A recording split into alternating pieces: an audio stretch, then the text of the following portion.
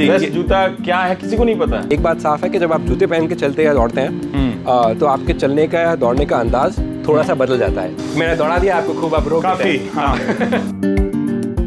नमस्कार, मैं रवीश कुमार। मैं मौजूद हूँ अमेरिका के बॉस्टन शहर में। ये शहर मैराथन के लिए जाना जाता है, लेकिन मैं मैराथन का विशेषज्ञ नहीं हूँ। हालांकि थोड़ा बहुत दौड़ सकता हूँ, मगर इनके दौड़ने के बहाने मैं आपको जूतों की दुनिया में ले जाना चाहता हूँ कि आज की दुनिया में जो लोग जूते पहनते हैं दौड़ने के लिए, उन जूतों की बनावट कैसी होती है और जूते हम सबको किस तरह से बदल रहे हैं। और 70 लाख साल पहले से इंसान के चलने के प्रमाण मिलते हैं और करीब करीब 40,000 साल के आसपास से इंसान जूतों की आरंभिक आकृतियां जो हैं नीचे चमड़ा लगाकर रस्सी से बांधना शुरू करता है और अब हम बहुत इंजीनियरिंग के तरीके से बनाए गए जूते पहनते हैं। तो इन जूतों का अर्थशास्त्र के हिसाब से क्या महत्व है और समाज और हमारी शारीरिक संरचना पर क्या असर पड़ता है, हम इस पर बात करने वाले हैं हार्वर्ड यूनिवर्सिटी के अली यावर हुसैन से। अली पिछले कई वर्षों से जूतों की बनावट पर रिसर्च कर रहे हैं। मजाक में मैंने उन्हें जूतों का प्रोफेसर, जूतों का वैज्ञानिक कह दिया है, लेकिन ये कहने का एक तरीका है ताकि आपका ध्यान एक नए विषय की तरफ जाए और आप रवीश कुमार ऑफिशियल के ज़रिए मैराथन देखने का भी लाभ उठाएं। और जूतों के बारे में मैं आपको गारंटी करता हूं कि इतनी दिलचस्प बातचीत आपने कभी नहीं सुनी होगी। तो ये वीडियो आप पूरा देखिएगा।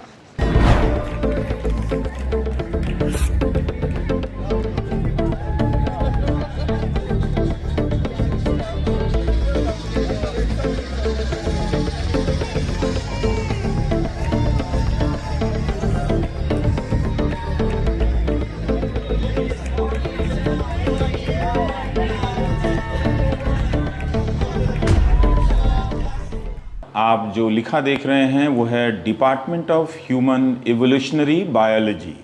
ये हार्वर्ड यूनिवर्सिटी का एक ख़ास डिपार्टमेंट है और ख़ास मकसद से मैं आपको यहाँ लेकर आया हूँ। हमारा शरीर किस तरह से 70 लाख वर्षों में बदलता चला गया है और हम कहाँ से, पहले हम उस तरह से दिखते थे, जो वो मूर्ति है जिसे आप जो हम आरंभिक मनुष्य जिसे कह सकते हैं, तो हमारे पूर्वज हैं, तो इन्हें चुपचाप आप प्रणाम करें और इनका आशीर्वाद लें। और फिर जब कैमरा मेरी तरफ आएगा तो मैं ख़ास जिस वजह से आया हूँ वो मैं आपको बताना चाहता हूँ। तो मैं यहाँ जूते क्यों बांध रहा हूँ, क्योंकि ये एक ऐसा लैब है जहाँ जूतों पर रिसर्च होता है। अगर आपको ये लगता है कि आप जूतों के मामले में एक्सपर्ट हैं, बहुत अच्छे जूते पहनते हैं और बहुत जानकारी है, तो थोड़ा एक बार सोचिएगा कि हम सब जूते ख़रीदते तो हैं, पहनते भी हैं, शायद हम ब्रांड के बारे में ज़्यादा जानते हैं, पर जूते की जो अपनी इंजीनियरिंग है और हमारा शरीर किस तरह से बदलता चला गया, पाँव किस तरह से बदलते चले गए हैं, उसके हिसाब से भी जूते बहुत बदले हैं। और अब जूतों के विज्ञान के दुनिया में काफ़ी कुछ बदलाव आ गया है। तो हम यहाँ एक वैज्ञानिक से बात करेंगे जो जूते पर रिसर्च करते हैं, जिनकी पूरी ज़िंदगी, अभी तो काफ़ी नौजवान हैं, लेकिन पूरी ज़िंदगी जूते पर गुजरती है। जूते को पढ़ने में वो केवल जूता पढ़ते हैं, मतलब उसके बायोमैकेनिक्स पर, उसके इंजीनियरिंग पे, उसके सोल्स पे चीज़ें बदलते हैं। तो हम उनके डिपार्टमेंट में आ रहे हैं। हम एक जस्ट आपको जल्दी से ये तस्वीर दिखा दें। ये सारा कुछ हमारा शुरुआती दिनों के हाथ का है, मतलब जिससे पता चलता है कि एक हमारे शरीर का आकार, और दूसरा कि हम इन सब को के ज़रिए, इन संकेतों के ज़रिए बहुत ख़ास तरह के इशारे कर रहे हैं। तो संकेतों का भी अपना हमारे जीवन का हिस्सा है।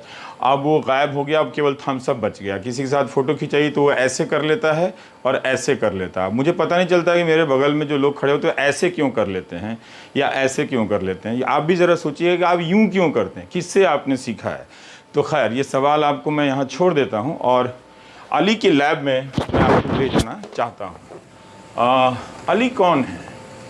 और इसके बारे में हम आपको बाद में बताएंगे कि अली कौन है, मगर इतना बड़ा फ्रिज आपने देखा है कभी? कभी नहीं देखा। ये हम लैब में आए क्योंकि यहाँ जेनेटिक्स पे भी काम होता है। तो ये -80 डिग्री सेल्सियस ये टेम्परेचर है इस फ्रिज का। तो वो जो हम हमारे घर वाला जो फ्रिज है इसमें अपनी दालें रखते हैं सुबह वाली, वो फ्रिज नहीं है, लेकिन ये बहुत ही हाईटेक जिसे कह सकते हैं, उच्च तकनीकी क्षमता वाला ये प्रशीतक है, फ्रिज है। तो अब हम इनके लैब में जा रहे हैं जहाँ पर आपको मानव कंकाल से, हाड़ मांस के शरीर से आपका परिचय हम कराने वाले हैं। तो ये वो कमरा है और इस कमरे के भीतर जब मैं जाऊंगा तो मैं भी बहुत कुछ बदल जाऊंगा। लेकिन आप भरोसा रखिए, जूतों के बारे में आपको इतनी दिलचस्प जानकारी मिलने वाली है कि आप भी कहेंगे कि पत्रकार होना सबसे अच्छा काम है, क्योंकि आपको पता नहीं है कि आप किस क्षण, किस देश में, किस राज्य में, किस ज़िले में किसी नई कहानी के साथ खड़े हैं। और यही हमारी ऊर्जा है, और आप जब देखते हैं तो हमारी ऊर्जा और बढ़ जाती है। तो इस वीडियो को पूरा देखिएगा, पूरा मतलब शुरू से लेकर अंत तक। रवीश कुमार ऑफिशियल, हम अमेरिका में हैं, बॉस्टन शहर में, हार्वर्ड यूनिवर्सिटी के एक लैब में, जिसके नीचे 4 माले में अलग अलग चीज़ों की म्यूज़ियम हैं, मगर ऊपर रिसर्च होता है। आप जूतों के लैब में हैं अली यावर के साथ। तो अब अली हमारे साथ जो प्रयोग करते हैं वो थोड़ा करके बताएंगे कि किस तरह के सेंसर लगाते हैं और क्यों लगाते हैं, उसका क्या महत्व है जी। तो देखिए, ये जो मार्कर्स हैं मैं आपको और समझाऊंगा ये क्या काम करते हैं, पर ये कुछ मैं आपके जूतों पे लगाऊंगा और कुछ एड़ी पे और पैर पे लगाऊंगा। और इन मार्कर्स के थ्रू हम ये जान सकते हैं कि जब आप चल रहे हैं या दौड़ रहे हैं तो आपका पैर कितना मुड़ रहा है, कितने डिग्री पर आप लैंड कर रहे हैं, आपका पंजा कितनी स्पीड से ज़मीन से टच होता है। ये सब चीज़ें हम इसके थ्रू मेजर कर सकते हैं। लेकिन मैं वो जान के क्या करूँगा?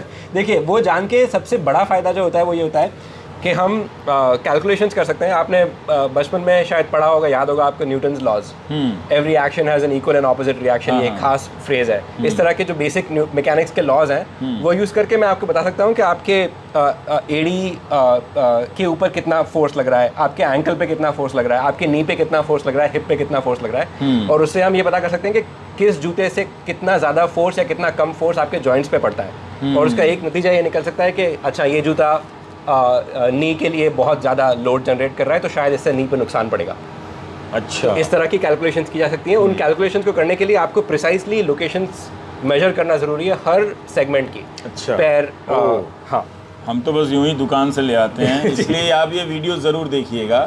ये बहुत दिलचस्प बात है कि इस तरह के शोध भारत में भी होते हैं, ऐसी बात नहीं कि नहीं होते हैं। लेकिन कितना अच्छा है कि राजनीतिक खबरों के बीच में उनका महत्व तो ज़्यादा है ही, पर हम ये भी देखें कि हमारे चलने फिरने की जो तकनीक है, जो विज्ञान है, वो किस तरह से है। तो जूता किसी कंपनी से बनकर नहीं आता है, उस जूते की डिज़ाइन कहीं और तैयार की जाती है और उसका विज्ञान कहीं और से। तो हम इसी एक तरह के लैब में हैं। तो अब मुझे तरह तरह के सेंसर से लैस किया जा रहा है जी। ये 6 मार्कर मैं आपके ऊपर लगाऊंगा। हाँ। और इन सेंसर्स के लिए ये बहुत ज़रूरी होता है कि जो पार्टिसिपेंट है, जैसे आप हैं, आपको फील नहीं होना चाहिए कि मैंने आपके ऊपर बहुत सारे सेंसर लगा दिए हैं, वरना आपकी चाल बदल जाएगी। अच्छा, तो मैं चाहता हूं कि आप जब चलें ये सेंसर पहन के तो बिल्कुल नेचुरली जैसा चलते हैं वैसा चलें। तो हम ये कोशिश करते हैं कि लाइट वेट सेंसर्स हों। अच्छा, और सबसे कम जिसका इसको बोलते हैं नॉन इन्वेजिव सेंसर्स। तो ये हम कोशिश करते हैं कि सारे सेंसर्स नॉन इन्वेजिव हों। चलिए, अब ये मनोज कुमार की फिल्म का गाना याद आ गया, तौबा ये मतवाली चाल। एक और लगा देता हूँ सितम ये सिमेट्री के लिए। बहुत सुंदर, ठीक है। और ये मैं आपके तो जो हमारा काफ मसल होता है, हाँ, ये लोअर लेग के सबसे बड़े मसल्स में से एक है। अच्छा, और ये काफ मसल ये एक्शन करता है, जो आपका पंजा जो ऊपर नीचे होता है। अच्छा, जब तो उसकी पूरी इंजीनियरिंग यहाँ से है जी। तो मैं आपके ऊपर एक और सेंसर लगाऊंगा और ये सेंसर जो है ये मसल एक्टिविटी मेजर करता है। अच्छा, तो ये सिग्नल जब हाई होता है मतलब आपका मसल बहुत एक्टिव है, और ये सिग्नल जब लो होता है मतलब आपका मसल रिलैक्स्ड है। और हम स्क्रीन पे देख पाएंगे कि आपका मसल कब एक्टिव है और कब नहीं है। ठीक है, ठीक है। देखिए, दर्शकों को अगर पूरा ये वीडियो देखना है तो थोड़ा समय तो देना पड़ेगा, उनको पता तो चलना चाहिए कि ये क्या चल रहा है जी। हाँ, ठीक है, मैं पाँव उठा लेता हूँ अपना पतलून, जैसे नदी पार करने वाला हूँ। थोड़ा टाइट लगेगा ये, पर हाँ चलेगा, अनकंफर्टेबल नहीं होगा। और ये वायरलेस सेंसर है, तो ये मेजरमेंट करता है आपके पैर में। हाँ। पर एक ब्लूटूथ बॉक्स रखा हुआ है कंप्यूटर के पास में। अच्छा। तो ये वायरलेसली कम्युनिकेट करता है। ओ, तो इसका एक फ़ायदा ये है कि मैं आपको बाहर भी भेज सकता हूँ, ताकि हम रियल वर्ल्ड मेजरमेंट कर सकें। और मैं चलता रहूँ और आपको पता चल जाएगा। आपके पास ज़्यादा डेटा होगा। जी बिल्कुल, ज़्यादा डेटा होगा और ज़्यादा नेचुरल डेटा होगा, क्योंकि ये हमको पता है कि जब हम लोगों को लैब में लाते हैं तो उनका बिहेवियर बदल जाता है हल्का सा, जो कि नेचुरल एनवायरनमेंट में होगा उसके बलबूते पे। क्योंकि अभी तो सामने एक कैमरा है तो और बदल जाएगा। जी एग्जैक्टली। अब एक बार चेक कर लेते हैं कि ये सही चल रहा है या नहीं। तो अब आप अगर कैमरे के व्यू में आएंगे, ले आइए, तो आप ट्रेडमिल पे आ जाइए। हाँ चलिए 3, 2, 1 स्टार्ट।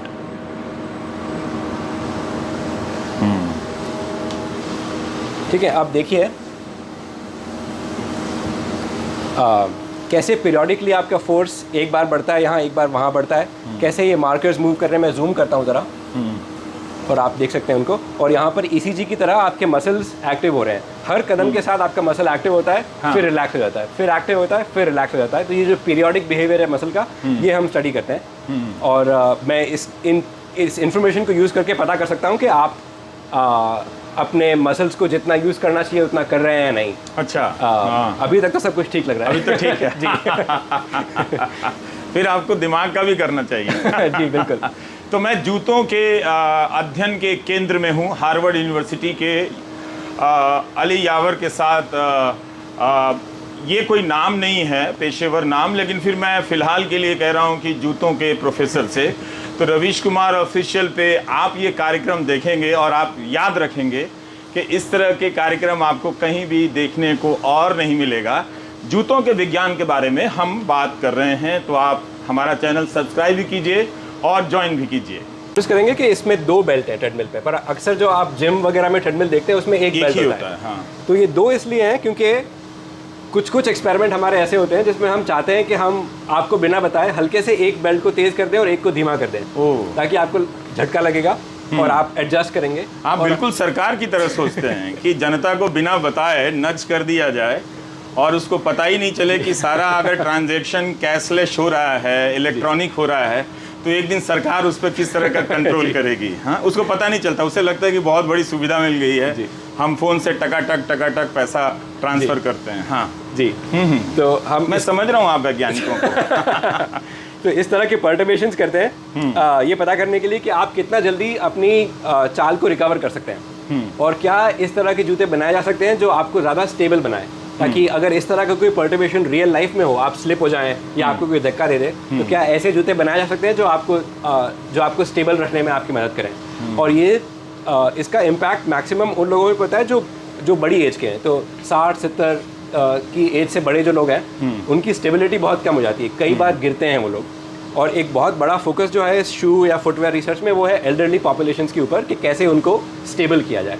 अच्छा, मैं आपको बहुत सलाह दिया। अब अलग से जूते आने लगे जी, उनके लिए अलग से जूते कमर्शियली तो थोड़े कम है, पर एकेडमिक रिसर्च उस फोकस से बहुत हो रही है अभी कि इसको किस तरह से इम्प्रूव किया जाए। हमारे पास बहुत कंक्लूसिव आंसर्स नहीं है अभी, पर उस दिशा में लोग सोच ज़रूर रहे हैं। पर आपके पास ऐसा ज़रूर अंदाज़ा होगा कि कितने बुजुर्ग आमतौर पे चलते फिरते गिर जाते हैं। जी, तो मुझे एग्जैक्ट नंबर्स तो याद नहीं है, पर मैं कहूँगा कि एक बहुत ही अनयूजुअली हाई नंबर है जो गिर जाते हैं। मतलब 20, 30, 40% लोगों के आसपास एक एज के बियॉन्ड ऐसा होता है कि उनकी स्टेबिलिटी कम हो जाती है, और उनकी जिसको कहते हैं कि प्रोबेबिलिटी ऑफ फॉलिंग वो बढ़ जाती है, कि अगर वो एक डिस्टेंस चल के जाएंगे तो क्या चांसेस है कि वो गिर जाएंगे, वो चांसेस बढ़ जाते हैं। जबकि एक यंग इंसान जो है वो रिटायर्ड अंकिलों की कितनी चिंता करता हूँ, जबकि उन्होंने पूरे देश के सामाजिक माहौल को बिगाड़ने में बहुत भूमिका निभाई है। जी, लेकिन मैं चाहता हूँ कि आप उनके लिए स्टेबल जूते बनाएं, ताकि वो स्टेबल राजनीति और कंपैशन, करुणा के बारे में सोच सकें। ज़रूर। हाँ। तो हाँ, ये कुछ मेरी टिप्पणियों से आप परेशान ना हो। नहीं, मैं बिल्कुल परेशान नहीं। जी हाँ। तो ये कुछ एस्पेक्ट्स हैं हमारी रिसर्च के। आप थक तो नहीं है? मैं अभी थका नहीं। ठीक है। तो एक और इंस्ट्रूमेंट है जो हमने आज यूज़ नहीं किया है, पर हम कई बार यूज़ करते हैं, वो है ये फ्लो एनालाइजर। हाँ। आप अगर देखें यहाँ पे दुनिया भर के मास्क लगे हुए हैं। हाँ। ये फेस मास्क है, तो ये आपके मुंह पे लगाया जाता है हाँ। और हम इसके थ्रू नापते हैं कि आप कितनी ऑक्सीजन और कितनी कार्बन डाइऑक्साइड ब्रीथ कर रहे हैं। और उससे ये कैलकुलेट किया जा सकता है कि आप कितनी एनर्जी लगा रहे हैं चलने पर। तो ज़्यादा एनर्जी लगाना सही है, अच्छा है, या कम एनर्जी में चलें? वो डिपेंड करता है आपका गोल क्या है। अगर आपका गोल है कि आपको वजन घटाना है, हाँ, या आपको फिटनेस बढ़ानी है, तो आपको कैलोरी ज़्यादा बर्न करनी है। हाँ, और अगर आपको एक काम बार बार करना है और आपके पास लिमिटेशंस हैं और आप चाहते हैं कि आप ज़्यादा ना थकें। मेरा गोल तो धर्म के नाम पे चुनाव जीतना है, क्योंकि ये सबसे आसान काम है। उसमें कुछ करना नहीं होता है, लोगों को कुछ धार्मिक बातें बता देनी होती है और आराम से राजनीति में कुर्सी पे बैठना होता है। तो ऐसा मतलब कम एनर्जी में ज़्यादा फोर्स लगाने वाला। जी, तो कुछ बहुत अभी ऐसे नए जूते कई आए हैं जो ये मैराथन रनर्स या एथलीट्स इस्तेमाल करते हैं। और उन जूतों का गोल होता है कि वो एनर्जी मिनिमाइज करें। अच्छा। ताकि आप जब लंबा मैराथन दौड़ रहे हैं, मतलब 40-50 किलोमीटर दौड़ते हैं लोग, और उस रेस में अगर 2-5 मिनट भी कम हो जाए रेस के, तो वो जीत और हार का फर्क तय करते हैं। तो अली ये बताएं कि क्या उन जूतों पे लिखा होता है कि इसमें आपकी एनर्जी कम लगेगी? जी बिल्कुल, वो उनका सेलिंग पॉइंट है। ये वो पर हम तो केवल नंबर देखते हैं जूतों के कि 9 नंबर का है या 10 नंबर का है और ख़रीद लाते हैं। जी, तो आई थिंक ऐसा है कि वेस्टर्न कंट्रीज़ में एथलेटिक परफॉर्मेंस पे फोकस थोड़ा ज़्यादा है। अच्छा। तो यहाँ पर जब लोग खरीदते हैं तो यहाँ पर जैसे हमारे बाहर भी कुछ दुकानें हैं, उन दुकानों का फोकस जूतों की साइज़ वगैरह से ज़्यादा इस पर है कि इस जूते से आपके एथलेटिक परफॉर्मेंस पे क्या फ़र्क पड़ेगा। अच्छा, तो इस तरह की स्पेशल दुकानें होती हैं? जी, स्पेशल दुकानें होती हैं, स्पेशल ब्रांड्स हैं जिनका पूरा फोकस इसी पर है कि एथलेटिक परफॉर्मेंस को कैसे इम्प्रूव किया जाए। एक बात बताइए कि बहुत लोग डायबिटीज़ से परेशान रहते हैं हमारे देश में, तो खासकर भारत में तो काफ़ी चलते हैं। जी, तो कई लोग सोचते हैं कि पैसे के हिसाब से, तो अगर किसी के पास पैसा है या उनका बच्चा अच्छी नौकरी करता है, बहुत महंगा जूता दे देता है, तो पार्क में दिखता है रिटायर्ड अंकिलों के बीच में, और किसी का बहुत साधारण जूता होता है। जी, तो क्या इससे भी फ़र्क पड़ता है उनके चलने के परफॉर्मेंस में? जी, एक चीज़ जिस पे फ़र्क पड़ता है वो है जिन लोगों को बहुत एडवांस डायबिटीज़ होता है, उनको आपको पता होगा जैसे अगर कहीं चोट लगी तो उस चोट का इलाज होने में बहुत समय लगता है। हाँ। शरीर ध्यान नहीं रख पाता अपना। तो जूतों के केस में क्या होता है, अगर आप अनकंफर्टेबल जूता पहनते हैं तो कई स्पॉट्स पे आपको अल्सर हो जाएंगे, एड़ी के नीचे या अंगूठे के नीचे, कहीं भी छोटे छोटे अल्सर हो जाएंगे।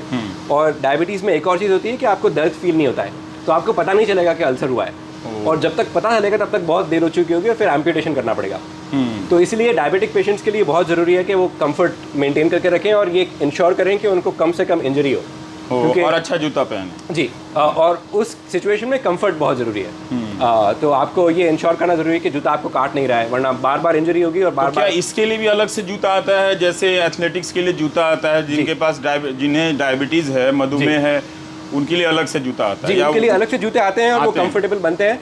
पर अब ये कहना मुश्किल है कि इसमें कितना मार्केटिंग है और कितना एक्चुअल साइंस है, और वो तो किसी का भी गेस हो सकता है। पर उसमें जागरूकता होनी चाहिए उनमें कि एक आराम वाला पाँव जूता उसको पहने। तो अभी हम किस स्तर पर आ गए फिर? अब आपका मकसद पूरा हो गया? हाँ, हमने जांच लिया, आप ठीक ठाक चल रहे हैं। मैं ठीक ठाक चल रहा हूँ। मैं रोज़ काफ़ी चलता हूँ। हाँ। रोज़ तो नहीं, पर अच्छा, काम खत्म करने के बाद थोड़ा, तो वो काफ़ी है। हाँ, देखिए, एक्सरसाइज को लेके एक बहुत सिंपल आइडिया ये है कि 0 से बेहतर है थोड़ा, और थोड़े से बेहतर है थोड़ा ज़्यादा। हाँ, तो आप जितना कर सकते हैं, जितना आपके लिए पॉसिबल है, उतनी फिजिकल एक्टिविटी ज़रूरी है और करनी चाहिए। आप ज़्यादा कर सकते हैं तो ज़्यादा करें, पर थोड़ी सी ज़रूर करें, बिल्कुल सेडेंट्री ना रहें। हमारी करंट सिविलाइजेशन की बहुत सारी ऐसी बीमारियां हैं जो सेडेंट्री रहने से होती हैं। इसमें एक डायबिटीज़ है, हाइपरटेंशन है, हार्ट डिजीज़ हैं। ये इनको बोलते हैं डिजीज़ ऑफ सिविलाइजेशन। अच्छा। और ये हमारे सेडेंट्री बिहेवियर का नतीजा है, एक कारण। तो हम चलते नहीं, अब कई घंटे बैठे रह जाते हैं टीवी के सामने। जी। तो उसमें वो दिमाग भी ख़राब होता है, पाँव भी ख़राब हो जाता है, शरीर भी ख़राब हो जाता है। खैर, तो अभी ये सारी बातचीत हुई है, अभी हम अली से ये जो अभी सारा डेटा निकला है उसके बारे में बात करेंगे, और जूतों को लेकर बहुत सारे सामाजिक राजनीतिक सवाल हैं, उसके बारे में भी हम बात करेंगे। तो अभी मुझे दौड़ाया जा रहा है जी, ताकि अली ये पता लगा सकें कि मेरे पाँव ज़मीन पर सही तरीके से पड़ते हैं या नहीं पड़ते हैं जी, और कोई गलती तो नहीं है। हाँ। सबसे पहला जो दौड़ने के बारे में एक बहुत यूनिक चीज़ है वो ये है कि आप देखें बहुत हाई फोर्स लग रहा है जब भी आप ज़मीन पे लैंड करते हैं। हाँ। और ये हमने पाया है कि, और ये बहुत वेल नोन है कि जब आपका पैर ज़मीन पे पड़ता है दौड़ते वक्त, हाँ, तो आपके बॉडी वेट का 5 गुना लगभग वजन आपके पैर के ऊपर लगता है। हाँ। जो कि बहुत बड़ा नंबर है। तो आप सोचिए हर कदम के साथ आपके बॉडी वेट का 4 से 5 गुना आपका आपका पैर वजन ढो रहा है, जो कि बहुत बड़ी रिस्पॉन्सिबिलिटी है। इसके साथ आप देख सकते हैं कि जो मसल एक्टिविटी वो भी बढ़ गई है, क्योंकि आप अगर दौड़ रहे हैं तो ज़्यादा जोर लगा रहे हैं, साफ बात है। और एक जो यूनिक चीज़ है आपके दौड़ने की वो ये है कि आप नोटिस करें जब आपका पैर टच होता है ज़मीन पे तो बिल्कुल फ्लैट टच होता है। हाँ, ठीक है, पर कई लोग दौड़ते हैं जब उनकी हील पहले टच होती है और फिर बाकी का पैर टच होता है। हाँ। ये दोनों डिफरेंसेस बहुत क्रूशियल हैं। क्यों? वो इसलिए कि जब आप हील पे लैंड करते हैं तो एक बहुत ही हाई स्पीड कोलिजन होता है, मतलब धड़ाम से पैर आपका ज़मीन पे रखता है और उससे इम्पैक्ट जो पड़ता है वो आपके घुटनों के लिए हानिकारक हो सकता है। अच्छा। जबकि जब आप फ्लैट लैंड करते हैं तो थोड़ी सी शॉक एब्जॉर्प्शन हो जाती है और ये जेंटली लैंड होता है आपका पैर और आपके घुटनों और हिप पर इतना फर्क नहीं पड़ता। तो कहाँ दौड़ना चाहिए? ट्रेडमिल पे, मिट्टी पे या फुटपाथ पे? इसका सबसे सिंपल आंसर तो है कि आप जहाँ दौड़ सकते हैं, जहाँ आपके लिए पॉसिबल है वहाँ दौड़ें और सेफ जगहों पर दौड़ें। तो मिट्टी वाली जगह पर या ऐसे जंगली जगहों पर दौड़ने में रिस्क रहता है कि आप गिर सकते हैं, वो बड़ा रिस्क है। तो मैं रेकमेंड करूँगा कि या तो ट्रेडमिल पे दौड़ें या सड़क पे या फुटपाथ पे दौड़ें, जो भी आपके लिए एक्सेसिबल है। मैंने दौड़ा दिया आपको खूब, आप रोक देते हैं। Okay, 3, 2, 1 stop.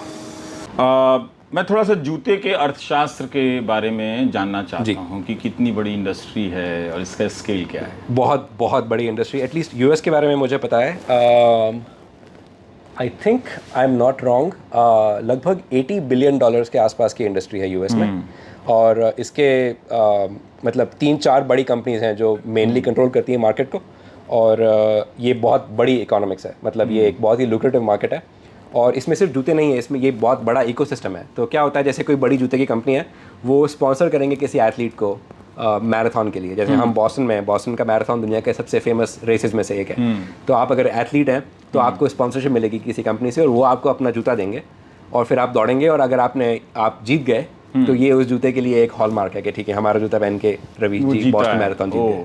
मेरा एक दोस्त है जो पटना शहर का, जो बॉस्टन मैराथन में दौड़ा था। अरे वाह। हाँ, तो मैं बहुत खुश हुआ था कि मैं ऐसे किसी को जानता हूँ जी। बॉस्टन मैराथन जो मैराथन करता है, कम से कम एक नई उसमें दिलचस्पी है जीवन को, तो इसलिए मुझे बहुत अच्छा लगा। हाँ, और हाँ, इसी इकोनॉमिक्स का एक और हिस्सा ये भी है कि अगर आप कभी किसी से पूछें, आप अगर मुझसे पूछें कि बेस्ट जूता कौन सा है, तो मैं आपको कहूँगा कि इसका कोई जवाब नहीं है। इसका कोई जवाब नहीं? इसका कोई जवाब नहीं। और अगर आपको कोई इसके सीधा जवाब देता है कि ये बेस्ट जूता है, तो इसका एक ही मतलब है, और वो ये है कि वो आपको वो जूता बेचना चाहता है।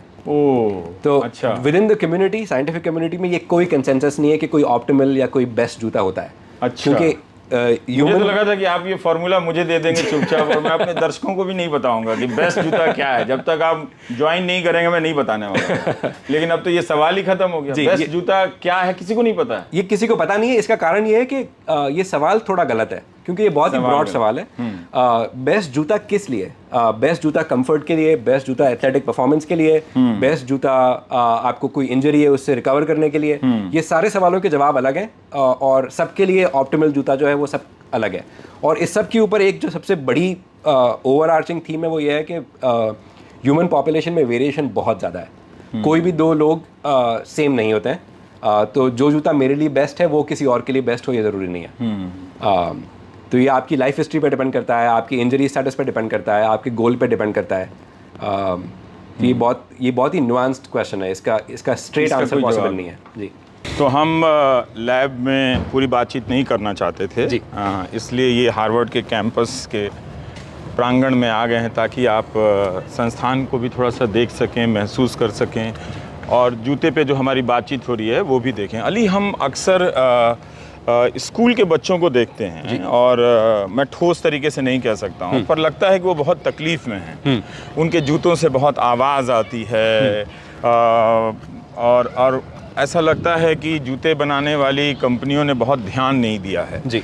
तो ख़राब जूते का क्या हमारे स्कूल के बच्चे, खासकर भारत में अच्छे जूते पहन रहे हैं जो उन्हें पहनने के लिए कहा जाता है, फिर उनके रोज़ के एनर्जी और अटेंशन पर उन जूतों से क्या फ़र्क पड़ता है? जी, तो ये मेरे डोमेन से थोड़ा सा बाहर है, इसलिए मुझे बहुत साइंटिफिक जानकारी तो नहीं है, पर मैं गेस कर सकता हूँ कि क्या इसका स्टेटस है। एक तो ये बात आपने सही कही कि शू कंपनीज ने ज़्यादा ध्यान नहीं दिया है इस स्टेज पे, कि क्योंकि मतलब 15-20 साल की उम्र तक तो पैर की साइज़ बढ़ रही है धीरे धीरे, तो कैसे इस बढ़ती हुई साइज़ को अकोमोडेट किया जाए, ये इस पर ज़्यादा रिसर्च नहीं हुई है जहाँ तक मुझे पता है, और ना ही इंडस्ट्री का फोकस रहा है। पर एक चीज़ जो हमें मालूम है, और ये एक्चुअली इंडिया में हुई थी रिसर्च 1980s में, राव एंड जोसेफ करके एक लैंडमार्क स्टडी है, जिन्होंने पाया था कि जो बच्चे जूते पहन के बड़े होते हैं, मतलब अर्ली एजेस में, शुरू के सालों में, उनको अगर कंपेयर करें उन बच्चों से जो कि नंगे पैर बड़े हुए हैं, तो एक बहुत छोटा डिफरेंस, मतलब 5% का डिफरेंस मान लें आप, ये पाया गया है। जो लोग जूते पहन के बड़े होते हैं उनके पैर जनरली थोड़े से फ्लैट फुट ऐसे हो जाते हैं। फ्लैट फुट क्या होता है? फ्लैट फुट होता है, आप अगर अपने पैर को देखें साइड से, मतलब ये इस साइड व्यू से देखें अगर, तो एक ऐसे आर्च बनी हुई है फुट की, ठीक है, वो फ्लैट नहीं, ऐसे घुमावदार है। और कई बार क्या होता है, जब आपका पैर बहुत सारे कारणों से फ्लैट हो जाता है, और आप जैसे दुनिया की जितनी भी आर्मीज़ हैं, उन आर्मीज़ में एक क्लासिक रिक्वायरमेंट होती है कि अगर आपका फ्लैट फुट है तो आपको आर्मी में एंट्री नहीं मिलेगी। क्यों, उससे क्या फ़र्क? उसका एक कारण ये है कि कई लोग जिनका फ्लैट फुट होता है उनको पैरों में बहुत दर्द होता है। अच्छा। वो ज़्यादा लंबे समय तक खड़े नहीं रह पाते हैं, ज़्यादा लंबे समय तक चल नहीं पाते हैं। हालांकि ये बात अलग है कि बहुत सारे फ्लैट फुटेड लोग हैं जिनको कोई सिम्टम्स नहीं है, एसिम्प्टोमेटिक फ्लैट फुट लोग भी बहुत सारे हैं। पर इन जनरल ये माना जाता है कि अगर आपका पैर फ्लैट है तो शायद कुछ गड़बड़ हुई है पैर के स्ट्रक्चर के साथ। और ये भी पाया गया कि जो लोग बचपन से जूते पहन के बड़े होते हैं, उनके पैर थोड़े से फ्लैट रहते हैं। अब इसके क्या कमजोर हो जाते हैं? नहीं। हाँ, अब इसके कोई क्लिनिकल कॉन्सिक्वेंस है या नहीं है, ये स्टडीज नहीं है, ये एक कॉरिलेशन पाया गया है। जी। पर अभी लगता है आपको ये लगता है कि बच्चों के जो जूते हैं उन और उनके शरीर और मन पे जो असर होता है उसके बारे में थोड़ा अध्ययन करना चाहिए? जी बिल्कुल, ये यहाँ पर स्टडी थोड़ी लैकिंग है, स्पेशली उन पॉपुलेशंस में जो रिसेंटली मॉडर्नाइज हुए हैं, जैसे कि जो डेवलपिंग कंट्रीज़ हैं। आप मतलब बहुत ही रिसेंट है कि इंडिया में लोगों के पास इतना एक्सेस रहा है कि वो जूते खरीद सकें और रेगुलरली पहन सकें, और इसको अगर आप यूएस से कंपेयर करें तो लोगों के पास इस तरह का एक्सेस बहुत ज़्यादा सालों से रहा है। तो ये जो इमर्जिंग सोसाइटीज़ हैं जहाँ पर इस तरह का एक्सेस बढ़ रहा है, वहाँ पर ये रिसर्च करना ज़रूरी है कि कैसे इस इमरजेंस से क्या इफेक्ट आ रहा है। पर आपने कहा कि बच्चों के ऊपर आपका अध्ययन नहीं है जी, फिर भी क्या आप चाहेंगे कि मैं तो देखता हूँ कि बच्चे को गोद में भी है बच्चा, उसमें वो जूता पहनाना शुरू कर देते हैं क्योंकि वो देखने में बहुत क्यूट लगता है। वो वैसा करना चाहिए क्या? देखिए, अगर मेरे पास इसके ऊपर डेटा नहीं है और मैंने कोई साइंटिफिक स्टडीज़ इस पर देखी नहीं है, पर अगर मैं गैस करूं तो ये गैस करूंगा कि कोशिश करें कि जूता कम से कम पहने, क्योंकि जैसे हम पहले डिस्कस कर रहे थे, हम हमारी पूरी एवोल्यूशनरी हिस्ट्री में हम नंगे पैर रहे हैं, तो क्लियरली हमारी बॉडी नंगे पैर चलना और दौड़ना सहन कर सकती है, हम उसमें सक्षम हैं। तो जहाँ तक संभव हो आप ना पहने जूता। ये मेरी नॉन साइंटिफिक रिकमेंडेशन है, मेरे पास कोई डेटा नहीं है। डेटा नहीं है जी। ये भी एक नॉन साइंटिफिक बात है, लेकिन बहुत घरों में साइंटिफिक तरीके से कही जाती है कि बच्चा है तो नंगे पाँव आप मत चलो, आपको ठंड लग जाएगी जी। तो पर बच्चों को एनकरेज करना चाहिए कि नंगे पाँव चलें ज़्यादा सर जी, अगर हो सके तो, है ना। हाँ। तो आपने, पर हम ये जानना चाहते हैं कि सोल के हिसाब से, जैसे ये जूता है जी, तो क्या मुझे सोल देख के जूता खरीदना चाहिए हमें? जी हाँ, तो एक चीज़ होती है, एक बहुत कॉमन फीचर है जो यहाँ यूएस में आपको बताया जाएगा दुकानों में खरीदते वक्त। हाँ। तो जूते की साइज़ तो एक तरफ हो गई, वो तो हाँ, स्टैंडर्ड है। हाँ। एक चीज़ होती है जिसको बोलते हैं HTO, हील टो ऑफसेट। अच्छा। उसका मतलब है कि सोल की थिकनेस जो हील के नीचे है उसमें और यहाँ वाली थिकनेस में कितना फ़र्क है। अच्छा। जैसे मेरा जो जूता है ये इसको बोलते हैं ज़ीरो हील टो ऑफसेट, इसमें कोई फ़र्क नहीं है, ये फ्लैट है। आपका जूता जो है यहाँ पे हम मान लें लगभग ज़्यादा है, 20 मिलीमीटर है, यहाँ पे 10 मिलीमीटर है। हाँ। तो आपका हील टो ऑफसेट हो गया 10 मिलीमीटर का। इसका मतलब ये हुआ कि जब आप खड़े रहते हैं स्टिल, हाँ, तो आपका पैर हल्का सा ऐसे रहता है, क्योंकि आपकी हील, आपकी एड़ी जो है वो आपके 4 फुट से ऊपर उठी हुई है, और इसके इफेक्ट्स होते हैं जो नापे जा सकते हैं। और इसका एक इफेक्ट जो होता है वो ये होता है कि जितना ज़्यादा हील टू ऑफसेट होगा उतना कम लोड आपके एंकल पे पड़ेगा और उतना ही ज़्यादा लोड आपके नी पे पड़ेगा। तो जैसे जैसे आपका पैर उठता है एड़ी की तरफ से, वैसे वैसे आप ये एक ट्रेड ऑफ करते हैं, आप अपने नी को ज़्यादा लोड करते हैं और एंकल को कम लोड करते हैं। और इसका एक बहुत कूल आउटकम है, वो ये है कि अगर किसी को नी इंजरी हुई है या किसी को एंकल इंजरी हुई है, तो आप ये जूते की इस तरह की हाइट को एडजस्ट कर सकते हैं और ये इंश्योर कर सकते हैं कि वो कम एंकल से जोर लगाएं और ज़्यादा जोर नी से लगाएं, या वाइस वर्सा। पर आजकल मैं देखता हूँ कि लोग लेदर शूज़ नहीं पहनते हैं जी, और मैं भी जब पहनता हूँ तो बहुत दिक्कत होती है चलने में, तो लगता है कि तुरंत उतार दें जी। और आई थिंक एक और जैसे लगता है कि बहुत सारे पुलिस के जवानों को आप लेदर शूज़ दे देते हैं जी, उन्हें दौड़ना पड़ता है, काफ़ी चलना पड़ता है, तो लगता है सरकार ये क्यों अत्याचार कर रही है, इनको अच्छा इस तरह के जूते जो हम लोग पहनते हैं वो क्यों नहीं दे रही है? जी, तो ये एक अच्छा सवाल है। इसका एक्चुअली फील्ड में कोई जवाब इसलिए नहीं है क्योंकि इसके लिए आप इमेजिन करो किस तरह की, किस साइज़ की स्टडी करनी पड़ेगी। मतलब आपको हज़ारों लोग चाहिए जिनमें बहुत सारा वेरिएशन हो, और उन हज़ारों लोगों को हज़ारों घंटों तक ऑब्जर्व करना पड़ेगा, जो कि लैब में संभव नहीं है। मैं जब लैब में लोगों को लाता हूँ तो वो 1 घंटे के लिए आते हैं मेरे पास। अब उस 1 घंटे में मैं क्या समझ लूँगा उनके जूतों के बारे में? तो एक बहुत ही लिमिटेड व्यू पॉइंट है अभी मेरे पास। मुझे कई बार लगता है कि हमारे जो पुलिस फोर्स के जवान हैं जो गुस्से में आ जाते हैं जी, उसकी एक वजह ये भी होगी कि वो एकदम लेदर शूज़, हार्ड बहुत जूता पहन के वो शायद उनको टिकाऊ जूता दिया जाता है, पर उनके ड्यूटी के हिसाब से वो सही जूता ना हो। इसका अध्ययन होना चाहिए इस तरह की चीज़। जी बिल्कुल। और इस पे इस तरह की इन फील्ड जो बिहेवियर है इस पे स्टडी होती है। और ये ज़्यादातर स्टडीज़ डिफेंस डिपार्टमेंट्स फंड करते हैं। अच्छा। तो जैसे यूएस का भी डिफेंस डिपार्टमेंट बहुत सारी रिसर्च फंड करता है। ह्यूमन फैक्टर्स इंजीनियरिंग होती है जिसमें स्टडी करते हैं कि जो लोग फैक्ट्रीज वगैरह में काम करते हैं उनके पैरों को किस तरह के सपोर्ट की ज़रूरत है। तो ये रिसर्च हो रही है, पर आई थिंक इसको एक्सेलरेट करने की ज़रूरत है। पर 2-3 चीज़ें मैं जानना चाहता हूँ कि बहुत ज़्यादा महंगा जूता अच्छा हो ये कोई ज़रूरी नहीं है। नहीं? हाँ। तो इस फैशन से बचा जाना चाहिए। हाँ, ये तो अब वहाँ पर बेसिकली साइंटिफिक डिस्कशन ख़त्म हो जाता है। वो एक मार्केटिंग और फैशन डिस्कशन आ जाता है। पर फिर ये है कि मतलब मेरे लिए जो चीज़ वैल्यूएबल है वो किसी और के लिए ना हो ये ज़रूरी नहीं है। तो ये क्या जूता भी चोट का कारण बन जाता है? बिल्कुल। पर अगेन ये एक बहुत ही कंटेंशियस इशू है और इस पे फोकस धीरे धीरे बढ़ रहा है साइंटिफिक रिसर्च का, और बढ़ना चाहिए मेरी नज़र में। पर एक बात ये क्लियर है कि क्योंकि हमारा एवोल्यूशन नंगे पैर चलने और दौड़ने के लिए हुआ था, तो एक बात साफ है कि जब आप जूते पहन के चलते या दौड़ते हैं तो आपके चलने का या दौड़ने का अंदाज थोड़ा सा बदल जाता है एज़ कम्पेयर टू समवन जो कि नंगे पैर दौड़ रहा है। ठीक है, तो एक नंगे पैर दौड़ने को बोलते हैं बेयरफुट रनिंग, और बेयरफुट रनिंग में और शू वाली रनिंग में फ़र्क होता है। अच्छा।